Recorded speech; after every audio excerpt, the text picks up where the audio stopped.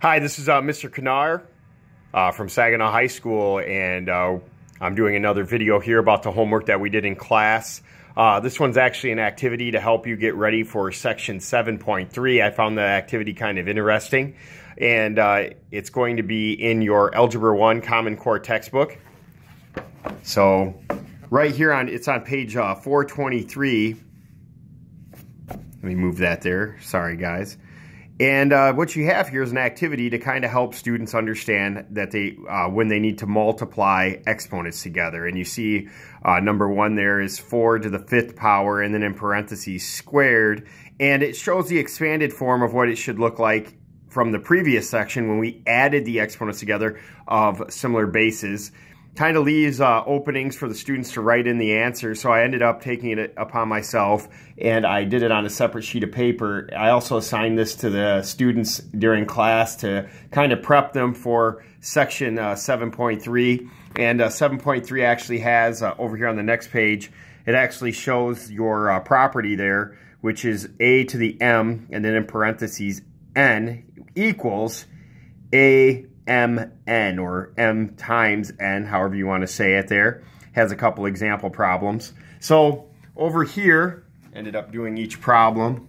Number 1, you can see the answers there. I did everything out, even left the expanded form in there to try to show the students how to do it. Let me scroll a little bit higher here. That way students can kind of look and see each one. And let's look at number 2 here. Number 2 is 3 to the 6th power, and then in parentheses to the 3rd power.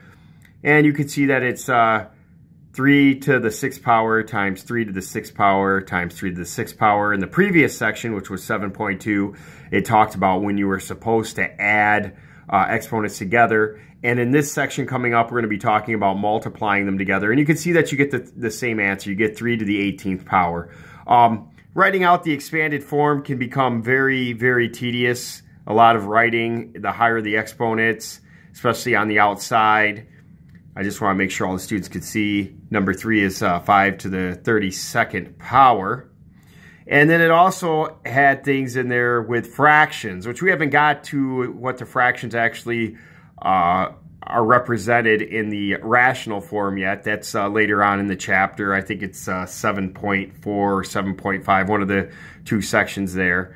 But it is a good building block to kind of think about what you're doing when you're multiplying, you know, the powers to the roots, and how they can cross-cancel each other out. Like in this particular problem, you see it just becomes 4 to the 1st power, which is 4. Number 5. Same type of thing there. You got the square root, or what we say 1/2 to the 1/2 power times 4. And you can see that's 5 to the 2nd. And it continues on that way all the way through. A lot of students have an anxiety or a fear of adding fractions together. Remember, when you're adding, you want to make sure that the denominators are the same. You might have to change it. And then when you're multiplying, you just multiply the numerators together and the denominators together when you're multiplying fractions, and then you can get your answer. There can be some confusion when you're talking about simplifying that fraction, trying to find the factors that build it up to, you know, to simplify it. It's easy to kind of look at it when you're multiplying and just realize that you can cross each other out. Like 1/4 times 4 over 1, you're going to cross out the 4s, and you're just going to have 1 times 1. But that's the homework problems for you guys from Saginaw High. And I hope you guys did your homework. Remember, homework's not worth that much of your grade, maybe 20, 25%. You really want to study these videos right before your test. That way you can reflect on what we did in class.